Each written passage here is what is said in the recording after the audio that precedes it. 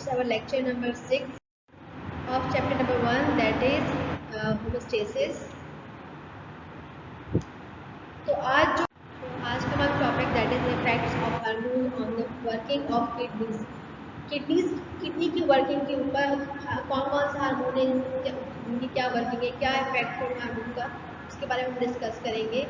इससे पहले मैंने बताया था कि नेफ्रॉन के स्ट्रक्चर बताते हुए कि यहाँ पे रीअब्जॉर्प्शन होती है कैल्शियम की या वाटर की, तो यहाँ पे कुछ हार्मोन भी जो है वर्क करते हैं। तो उन हार्मोन्स के बारे में हम डिस्कस करेंगे कौन कौन सा हार्मोन है और कहाँ कहाँ की वर्किंग है और क्या क्या उनका फंक्शन है, ठीक है ना। The first one is antidiuretic hormone, ADH, ठीक है ना। Antidiuretic hormone mean ADH short form में कहते हैं, और it is also called vasopressin hormone, ठीक है ना। So the permeability of the wall of the collecting duct to water is regulated by ADH, ठीक है ना, और प्रेसिन हार्मोन, ठीक है ना, वैसोप्रेसिन हार्मोन, ठीक है ना। जो कलेक्टिंग डक्ट है, जैसे नेफ्रॉन का स्ट्रक्चर बताते हुए मैंने कहा था कि सबसे जो लास्ट पार्ट है इसको हम कलेक्टिंग डक्ट का नाम कहते हैं, कि यहाँ पे मैंने कहा था कि सारा फिल्ट्रेट आके यहाँ पे आता है, यहाँ पे वाटर की एडजस्टमेंट होती है। तो वहाँ में वाटर रेगुलेशन को बढ़ाने के लिए जो है कि वॉल की परमेबिलिटी बनाने के लिए जो है ADH वर्क करता है, ठीक है ना। ADH कहाँ secreted in the pituitary gland, posterior pituitary gland, ठीक है ना। pituitary gland कहाँ होता है, ये ब्रेन की लोअर पार्ट में होता है, ठीक है ना। जैसे पी लाइक स्ट्रक्चर इसका होता है, बहुत छोटा सा होता है, ठीक है ना। तो उसका एक एंड तो एंटीरियर एंड एक एंटीरियर मतलब आगे वाला साइड, और पीछे जो है पोस्टीरियर साइड जो है उससे ही सिक्रीट होता है, ठीक है ना। और जो ये क्या करता है कि ये ऑस्मोटिक प्रेशर को ब्लड में जो है इंक्रीज करता है। मीन्स जब डिहाइड्रेशन कंडीशन होगी, मीन्स बॉडी में डिहाइड्रेशन होगी, पानी की कमी होगी, तब ये क्या करता है कि पिछले ग्लैंड के पास मैसेज पहुंच जाएगा कि वो ADH को रिलीज करेगा। ADH जाके किडनीज के पास जाके कलेक्टिंग डक्ट की परमेबिलिटी को बढ़ा देगा, और वहाँ पे क्या हो जाएगा कि वाटर की जो रीअब्जॉर्प्शन है बॉडी में वो जो है इंक्रीज हो जाएगी। ADH क्या करता है, वाटर की रीअब्जॉर्प्शन को इंक्रीज कर देता है, ताकि क्योंकि बॉडी को डिहाइड्रेशन हो रही, पानी की कमी हो रही है, ठीक है। ज़्यादातर क्या होता है कि जब रमज़ान में हम जैसे रोज़ा रखते हुए पानी नहीं पीते तो बॉडी में पानी की कमी होती है, तो तब जो है ADH ही होता है जो कि हमारी जो आपने देखा होगा उस टाइम जो है यूरिन जो है कम जो है क्वांटिटी कम होती है, टाइमिंग भी बढ़ जाती है। तो ये इसलिए होता है ताकि पानी बॉडी को ज़्यादा पानी मिले, क्योंकि बॉडी में डिहाइड्रेशन कंडीशन हो रही है, ठीक है ना। अच्छा, पिट्यूटरी ग्लैंड जो है ब्रेन के नीचे पार्ट होता है, फिर स्मॉल साइज का होता है, फिर पी साइज का होता है, ठीक है ना। तो ये जो है ADH को रिलीज करता है। The second hormone is aldosterone hormone. It control the concentration of sodium ion in the body fluid, ठीक है ना। बॉडी के जो फ्लूइड है, जो लिक्विड है, उसमें सोडियम आयन की कंसंट्रेशन को कंट्रोल करता है, ठीक है ना। ये कहाँ होता है, ये एड्रिनल कॉर्टेक्स में होता है। जब मैंने किडनीज के स्ट्रक्चर को डिस्कस हम लोग करें तो मैंने कहा था कि किडनी के ऊपर, हर किडनी के ऊपर एक ट्रायंगल शेप का ग्लैंड होता है, ठीक है ना। तो उसको क्या कहते हैं, एड्रिनल ग्लैंड कहते हैं, ठीक है ना। हर किडनी के ऊपर मीन्स दो ग्लैंड होंगे, मतलब एक के ऊपर एक, दूसरे के ऊपर दूसरा, ठीक है, दो ग्लैंड होंगे, ठीक है ना। एड्रिनल कॉर्टेक्स क्यों कह रहे हैं, क्योंकि अपर पार्ट जो किडनी का है वो that is called cortex. Cortex के ऊपर मतलब एक तरह टच हो रहा है, तो इसलिए इसको एड्रिनल कॉर्टेक्स कह रहे हैं। It increase the reabsorption of sodium ion in the nephron. Sodium ion की रीअब्जॉर्प्शन को ये इंक्रीज करता है कि जो फिल्ट्रेट मूव करता है नेफ्रॉन में।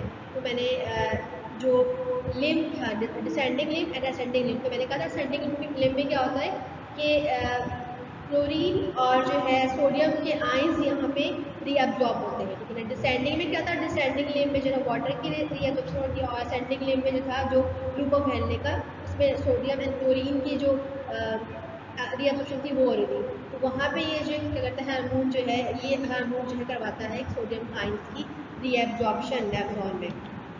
The third one is parathyroid, ठीक है ना, हार्मोन जो है it control the concentration of calcium ion in the blood. ये ब्लड में जो है कैल्शियम आयन को कंट्रोल करता है, ठीक है ना। It is secreted by parathyroid gland.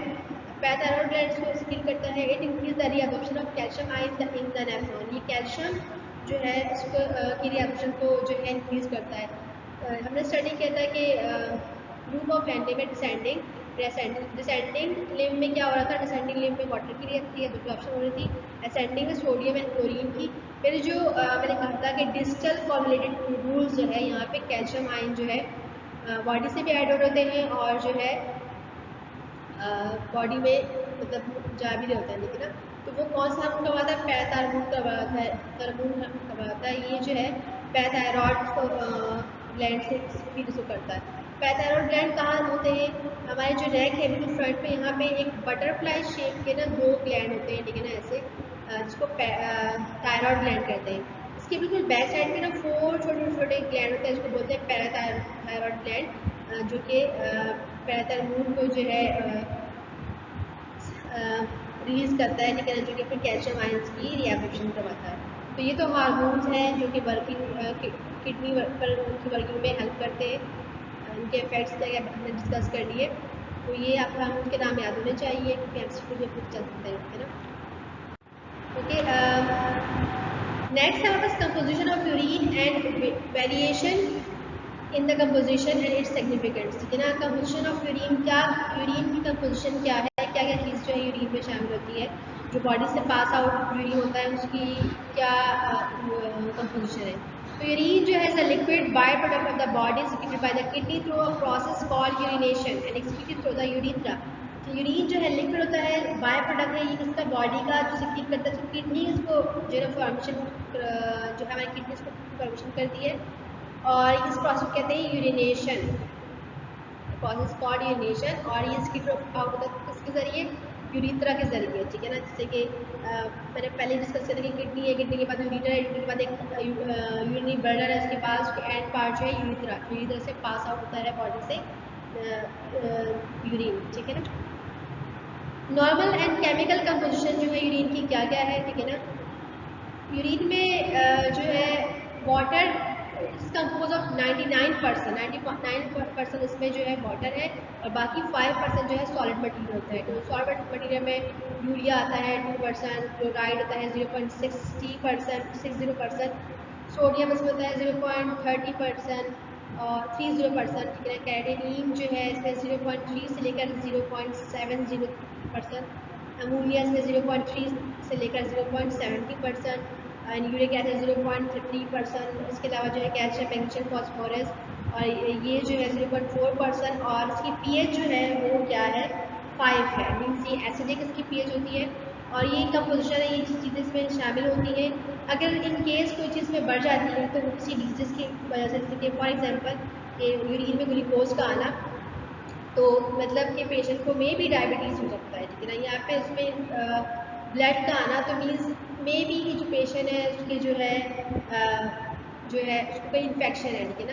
यहाँ पे प्रोटीन जो है एक्सेस होता है, ठीक है ना, उसमें यूरिन में। लेकिन अगर प्रोटीन जो है आ रहा है यूरिन में तो मीन्स किडनी डैमेज है पेशेंट की, हो सकता है उसकी किडनी डैमेज हो।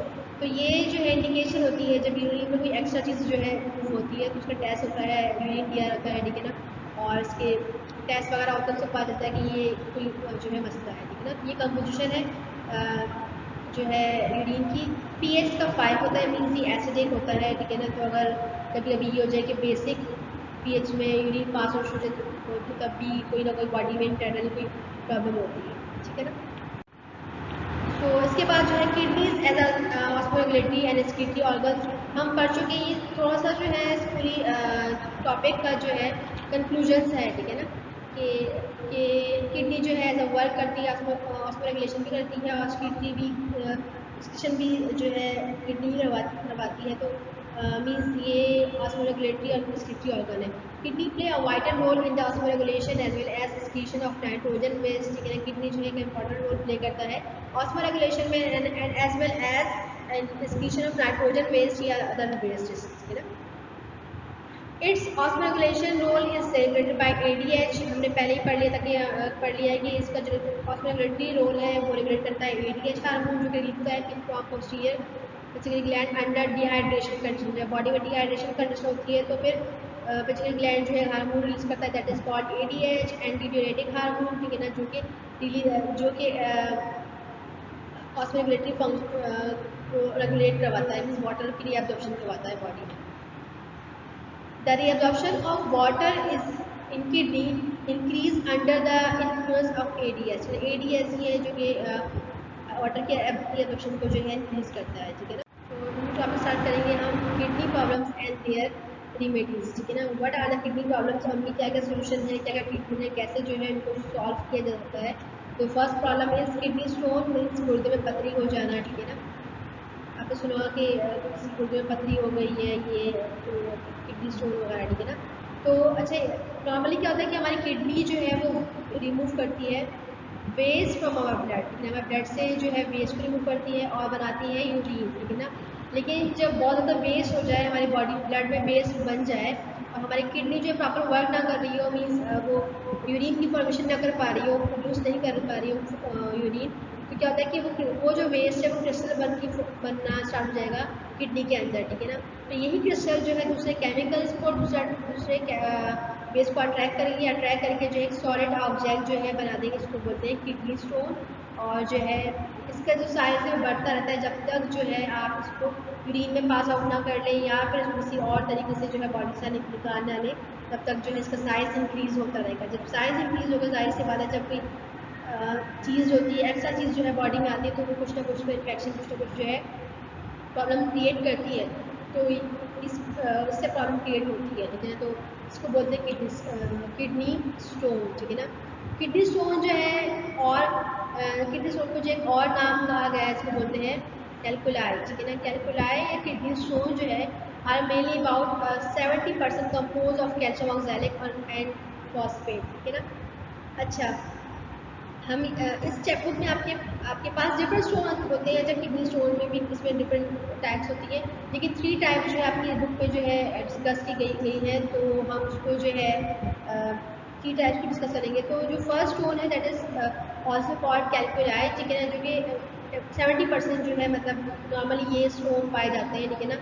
अच्छा, ये कंपोज होते हैं जिससे कैल्शियम ऑक्सीलेट से एंड और फॉस्फेट से, ठीक है ना। मीन्स बॉडी में कैल्शियम की क्वांटिटी इंक्रीज हो जाए, ऑक्सीलेट की इंक्रीज हो जाए, या फिर कैल्शियम फॉस्फेट की इंक्रीज हो जाए, तो ये स्टोन बनते हैं, ठीक है ना। Oxalate is eat product of the body, ठीक है ना, metabolism and present naturally in the urine. Oxalic जो होता है, ठीक है, क्या होता है कि ये एंड प्रोडक्ट है किसका, मेटाबॉलिज्म का, ठीक है ना। बॉडी मेटाबॉलिज्म जब हो रहा होता है उसकी एंड प्रोडक्ट जो है ऑक्सैलिक है, और ये नॉर्मली जो है नेचुरली जो है ये यूरिन में पाया जाता है। लेकिन जब इसका क्वांटिटी इंक्रीज हो जाएगा तब जो है ये स्टोन बनेगा, ठीक है। The salt it form with the calcium has a low solubility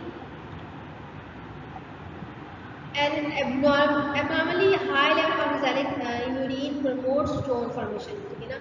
अच्छा, जो जब ऑक्सैलिक एसिड की लेवल हाई हो जाए, तो ये क्या होता है कि ये इससे स्टोन बनता है, ठीक है ना।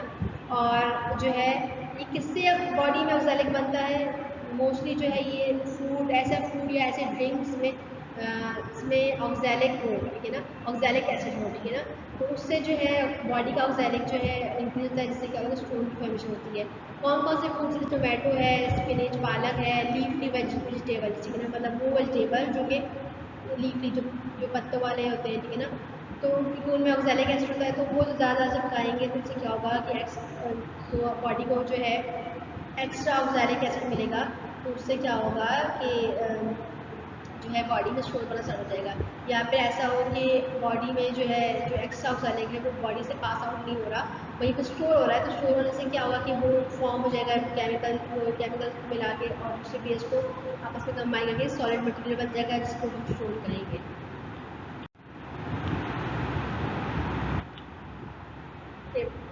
अच्छा, दूसरा जो स्टोन है वो है 20% ऑफ कैलकुलाई, ठीक है ना। उसको क्या बोलते हैं, एज एन इन्फेक्टिव स्टोन बोलते हैं, इन्फेक्टिव स्टोन बोलते हैं, ठीक है ना।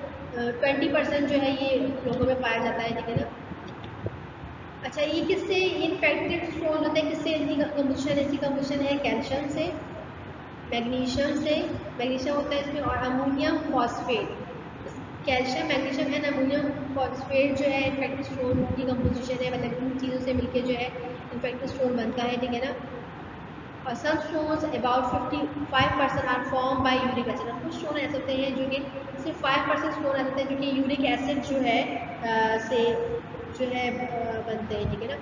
अच्छा, इन्फेक्टिव स्टोन क्या होते हैं, ये इन्फेक्शन अगर कहीं हो तो उससे जो है ये मतलब कैल्शियम मैग्नीशियम अमोनियम फॉस्फेट जो है वो ये अगर स्टोर होना शुरू हो जाए, मतलब बॉडी इसको पास आउट नहीं कर रही, मतलब एक्स्ट्रा जो है एक्स्ट्रा अमाउंट जो है वो स्टोर हो रहा है कहीं, ठीक है ना, तो उससे हो रहा है। या यूरिक एसिड के जो स्टोर होते हैं वो भी ऐसे कि अगर बॉडी जो यूरिक एसिड है वैसे मोस्टली जो है पास आउट होता है यूरिन में, अगर किसी वजह से यूरिक एसिड पास आउट नहीं हो रहा, वो स्टोन होंगे, क्या होगा, स्टोन बनेंगे और स्टोन बन के जो है बॉडी को डैमेज पहुँचाएंगे, किडनीज को भी ना डैमेज पहुँचाएंगे, तो उसको निकालना जो है ज़रूरी है। क्या क्या ट्रीटमेंट है, क्या क्या करना चाहिए किडनी स्टोन को रिमूव करने के लिए। तो फर्स्ट तो इसके लिए जो है ट्रीटमेंट वो है लिथोट्रिप्सी, ठीक है ना। लिथोट्रिप्सी जो है प्रोसीजर है जो कि यूज़ किया जाता है शॉक वेव्स में यूज़ की जाती है to break down stone in the kidney and the part of ureter, ठीक है। इसमें क्या होता है कि किडनी में या यहाँ पे यूरिटर जो है, जैसे कि ये किडनी है, किडनी का स्ट्रक्चर है, ठीक है ना, और यहाँ से हर किडनी से क्या होता है कि एक यूरिटर निकला होता है जो कि ट्यूब होती है, जो कि क्या होता है कि किडनी से यूरिन जो फंक्शन थी वो कैरी करती है ब्लडर में, ठीक है ना। तो इसमें क्या होता है कि ये वेव जो है वेव्स मीन्स शुआएँ बॉडी के बाहर से जो है डाली जाती है, लेकिन और स्टोन से अगर फॉर एग्जाम्पल यहाँ पे स्टोन है उसको तो स्मॉल पीस में ब्रेक डाउन करके जो है ताकि ये यूरिन के ज़रिए जो है इससे जो है फिल्टर होके नेफ्रॉन होता है फिर से फिल्टर होके जो है ये यूरिन में पास हो जाए और जो है फिल्ट्रेट बन के जो है फिर ये इसमें यूरिन के ज़रिए जो है ये बॉडी से पास आउट हो जाए, ठीक है ना। इस प्रक्रिया में क्या होता है कि स्मॉल पीस होते हैं, स्टोन को स्मॉल पीस में ब्रेक किया जाता है ताकि वो अपनी बॉडी से इजीली पास हो सके, ठीक है ना।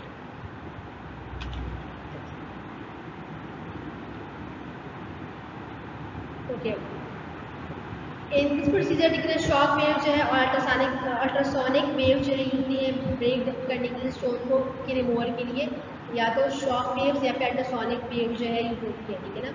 अल्ट्रासोनिक जो लिथोट्रिप्सी होती है उसमें क्या होता है कि इसमें यूज होता है अल्ट्रासोनिक ड्रॉप, एक ऑब्जेक्ट होता है जो कि ऑसिलोस्कोप के ट्यूब के जरिए जो है उसको हेल्प करता है स्टोन को ब्रेक डाउन करने के लिए, ठीक है ना। और जो शॉक वेव लिथोट्रिप्सी है वो क्या है, बहुत ही एडवांस मेथड है। इसमें क्या होता है कि शॉक वेव जो है यूज़ होती है बॉडी के बाहर, ठीक है, जो कि स्टोन के ऊपर फोकस करती है और बॉडी के बाहर उसमें कुछ सर्जरी वगैरह की जरूरत नहीं पड़ती, और ये स्टोन को ब्रेक डाउन करती है और उसको तोड़ के जो है स्मॉल पीस में जो ब्रेक डाउन करती है ताकि यूरिन के जरिए जो है बॉडी से पास आउट हो जाए। तो ये मेथड है स्टोन को रिमूव करने के लिए। After being broken the fragments होते हैं, जो टूटे हुए जो फ्रेगमेंट्स है वो पास होते हैं यूरिन में, ठीक है ना। जो प्रॉब्लम है that is renal failure. Renal means kidney के लिए वर्ड होता है रीनल, तो मीन्स किडनी फेलियर, ठीक है ना, किडनी का फेल हो जाना, ठीक है ना। इट इज अ कंडीशन, इस कंडीशन में क्या होता है कि जब reduction in the ability of the kidney to filter the waste product from the blood, ये किडनी की एबिलिटी कम हो जाना कि वो जो है वेस्ट प्रोडक्ट को फिल्टर कर सके ब्लड में, ठीक है ना, या फिर एक्सक्रीट कर सके यूरिन में, तो उसको बोलते हैं या तो एबिलिटी कम हो जाना, रिड्यूस हो जाना, या तो बिल्कुल खत्म हो जाना, तो हम उसको बोलेंगे किडनी फेल हो गई है, रीनल फेलियर हो गया है, ठीक है ना। As a result, the nitrogen's waste start to accumulating in the blood, which lead to the symptoms such as, अच्छा क्या होता है फिर जब फिल्ट्रेशन नहीं होगी या यूरिन फॉर्मेशन नहीं होगी तो नाइट्रोजन वेस्ट जो है बॉडी के अंदर ही रहेगा, तो वो स्टार्ट होगा एक्यूमुलेट होना और फिर उसके जो है कुछ सिम्टम्स शो होंगे। कौन कौन सिम्टम होंगे, मीन्स नोजिया मीन्स मतली होना, वॉमिटिंग, उल्टियाँ होना, लॉस ऑफ एपेटाइट मीन्स भूख का खत्म हो जाना, वीकनेस और ब्रीथलेसनेस मतलब सांस का जो है बढ़ना, ठीक है, क्योंकि लंग्स फिर जो है इन्फेक्ट हो रहे होते हैं, ठीक है ना, तो ये कंडीशन होती है, सिम्टम्स होते हैं, ठीक है ना। इन सीवियर केसेस जो है ना बहुत ज़्यादा ये केस सीवियर हो जाए, ठीक है ना, मतलब बिल्कुल ही ये ना हो कि बिल्कुल ही वर्किंग छोड़ दें, तो इंसान जो है कॉमा बुरी हालत चलता है और एट द एंड डेथ भी हो सकती है, ठीक है ना। इसके अलावा जो अस्टेटिक कॉम्प्लिकेशन जो है इसमें नमूनिया भी होता है, ठीक है ना, ब्लीडिंग होती है इन द स्टमक, क्योंकि इन्फेक्शन होता है तो ब्लीडिंग होगी, ठीक है ना। हाई ब्लड प्रेशर जो है हाई रहने लगता है, तो ये भी सिम्टम्स है, ये रीनल मतलब फैट फेलियर या किडनी फेलियर जो है किडनी अगर फेल हो जाती है तो उससे ये सिम्टम्स वगैरह होते हैं। तो उसके लिए कौन सी ट्रीटमेंट यूज होती है, तो इट इज़ डायलिसिस। डायलिसिस जो है आपने सुना होगा, dialysis the procedure to remove water waste product and speed fluid from the body as a treatment for renal failure, ठीक है ना।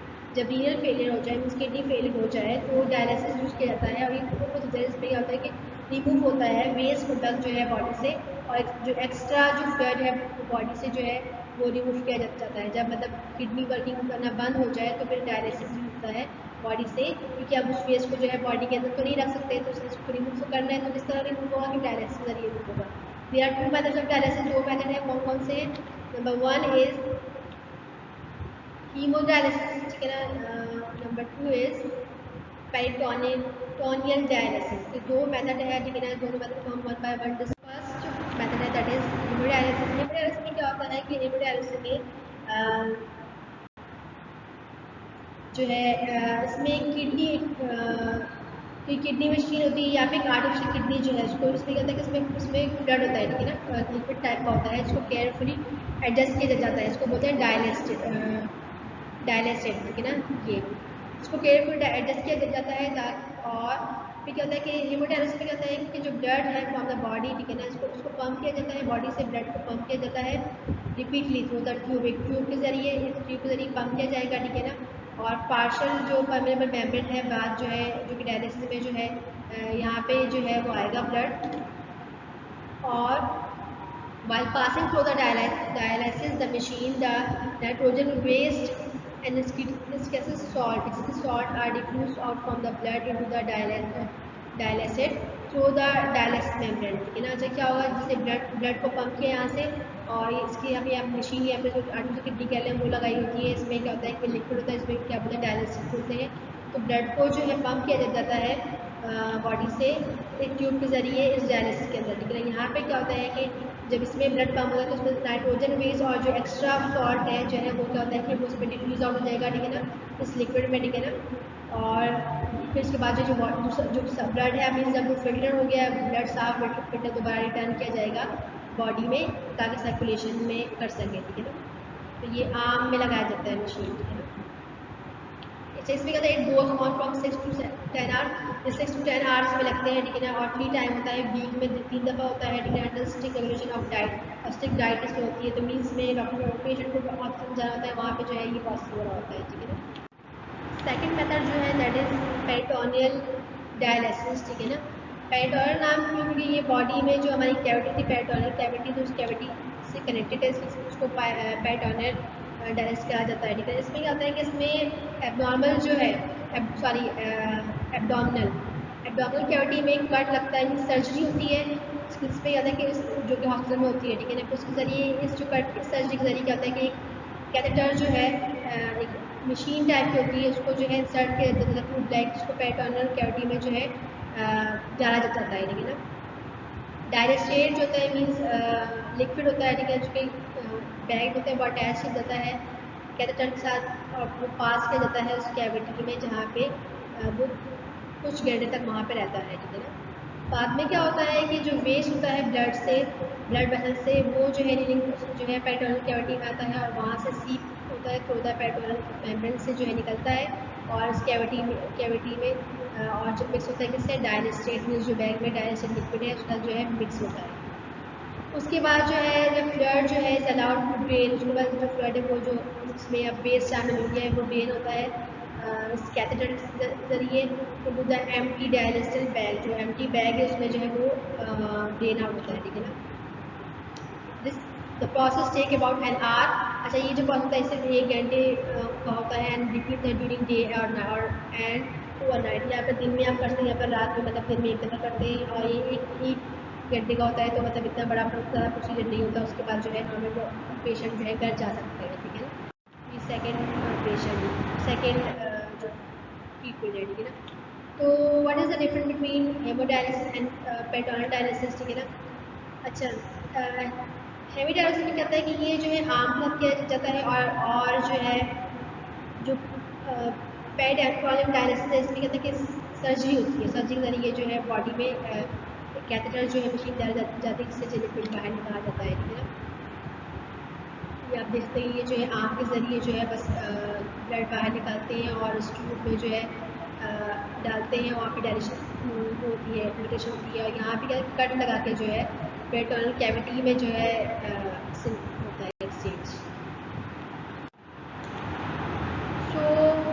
What is kidney transplant? Kidney transplant में आपने सुना होगा kidney transplant in young patient having kidney failure. जब जैसे कि जो यंगर पीपल होते हैं जब उनकी किडनी फेल हो जाएगी है, मोस्टली जो है जो ओल्डर पीपल होते हैं जो बुजुर्ग होते हैं उनमें नहीं करते क्योंकि उनकी लाइफ जो है बिल्कुल प्रॉपर्ली एक्टिव भी नहीं होते और वो ख़त्म भी होती, तो इसलिए मीन्स उनकी बॉडी या उनका इम्यून सिस्टम इतना स्ट्रॉन्ग नहीं होता तो वो किसी और चीज़ को किसी गैर चीज़ को जो है बॉडी में एक्सेप्ट करे। तो यंग पेशेंट में होता है अगर किडनी फेल हो जाए तो ट्रांसप्लांटेशन ऑफ हेल्थी किडनी जो है होती है। मीन्स किसी एक किडनी अगर उनकी डैमेज है किसी हेल्थी पर्सन से जिसकी दोनों किडनी जो है हेल्थी है उससे एक किडनी जो है उससे ट्रांसप्लांट होती है that will accept the body, ठीक है। लेकिन वो किडनी जो कि बॉडी को एक्सेप्ट करे और फंक्शन करे नॉर्मली, ठीक है ना, तो उसको जो है ट्रांसप्लांट किया जाता है, ठीक है ना। और मीन्स जिससे क्या होता है कि आपने देखा होगा जब ब्लड ट्रांसफर होते हैं तब भी जो है ब्लड को मैच किया जाता है। मीन्स कि ब्लड जो है मैच हो रहा है नहीं, अगर आप किसी पेशेंट का ए पॉजिटिव ब्लड है तो उसको ए पॉजिटिव ही देंगे, उसको बी पॉजिटिव या बी नेगेटिव जो है नहीं देंगे, उसको ए पॉजिटिव ही देंगे, ठीक है ना। इस तरह किडनी को भी मैचिंग होती है, अगर वो मैच कर जाए तो वो किडनी जो है ट्रांसफ्यूजन हो सकती है वरना फिर नहीं, ठीक है ना। इट इज़ सर्जिकल प्रोसेस है इसमें, ठीक है ना। और सक्सेसफुल है 80% जो है केस में सक्सेसफुल होता है, लेकिन कभी कभी क्या होता है कि मैचिंग होने के बावजूद भी जो है बॉडी जो है एक्सेप्ट नहीं कर पा रहा होता तो जो है लेकिन 80% केस में जो सक्सेसफुल है, ठीक है ना। होता क्या है कि जैसे कि ये आपको यहाँ ये जो है एक किडनी जो है हेल्थी किडनी है, ये जो है डिजीज किडनी मतलब किडनी जो है फेलियर है, ठीक है ना। अब इसको रिमूव के ह्यूमन जो है एक किडनी में भी चल सकता है, गुजारा कर सकता है, तो उसको जो है अब किडनी जो है हेल्थी किडनी को क्या करते हैं किसी और पोजिशन में जो है उसको एडजस्ट कर लेते हैं लोअर पेल्विक में, ठीक है ना। और जो उसकी प्रीवियस जो किडनी है उसको निकालने की ज़रूरत मोस्टली तो नहीं निकालते, अगर कुछ वो डैमेज नहीं कर रहे तो उसको नहीं निकालते, उसको रहने देते हैं। क्यों? क्योंकि एक अलग से सर्जरी करना एक अलग से कट करना पे वो अलग बात हो जाती है, तो इसलिए उसको रहने देते हैं। लेकिन अगर वो डैमेज कर रही है कुछ तो फिर उसको निकालना ज़रूरी होता है, उसको निकाल देते हैं, रिमूव करना होता है। वरना फिर इसको क्या करते हैं किसी और पोजिशन में पेल्विक में जगह होती है वहाँ पे जो है इसको अटैच करते हैं, तो ये वर्क कर रही होती है एज देयर ओन किडनी और जो है फिल्ट्रेशन का वर्क कर रही होती है, ठीक है ना। तो ये था किडनी ट्रांसप्लांट, ठीक है ना। तो यहीं पे हमारा टॉपिक ख़त्म हुआ और जो है इसके बाद इंशाल्लाह हम नया टॉपिक स्टार्ट करेंगे। किडनी का प्रॉब्लम किडनी का जो टॉपिक है यहाँ पे ख़त्म हुआ। सो इंशाल्लाह नेक्स्ट क्लास में मिलते हैं, तब तक के लिए अपना बहुत सा ख्याल रखिएगा। थैंक यू एंड अल्लाह हाफ़िज़।